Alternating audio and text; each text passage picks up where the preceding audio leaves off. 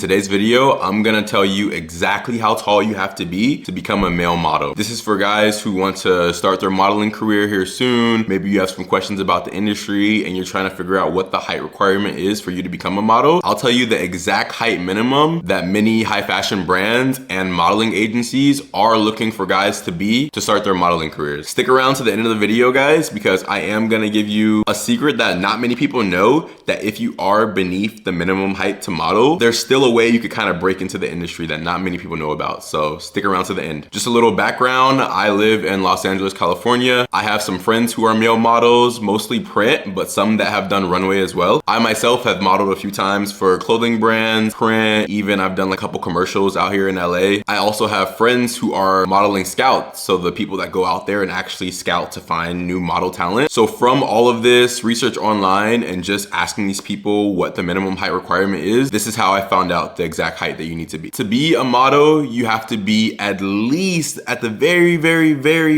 minimum 5'10", but that's still really on the short side in the modeling world. The more realistic actual height is actually 5'11". So most male models can't be beneath 5'11", according to most modeling agencies, unfortunately. So really you have to be at least 5'11" if you really want a good shot of getting and breaking into the modeling world. There's really only two ways that you can become a model and get into that industry if you are 5'10". Somebody who's between 5'9.5" and 5'10". I'm still growing, so I'll level out right around 5'10". This has always been a dream and a wish of mine, so I've had to look into this and do a lot of research to figure out, how do I be a model who's only 5'10"? And there's really only two ways that you can do it. The first way is that you have to have some amazing defining feature. So for example, there's this black model named Makai Lucky. I'll put a picture of him up on the screen right now, but he has heterochromia, basically where one of his eyes is the color brown and the other eye is the color very light blue. He actually became a model because he got arrested and his mugshot went viral. And from that, people saw that, wow, this black guy has one blue eye and one brown eye. And since that was very unique, he was able to go on to do runway shows, model for different high fashion brands, doing print,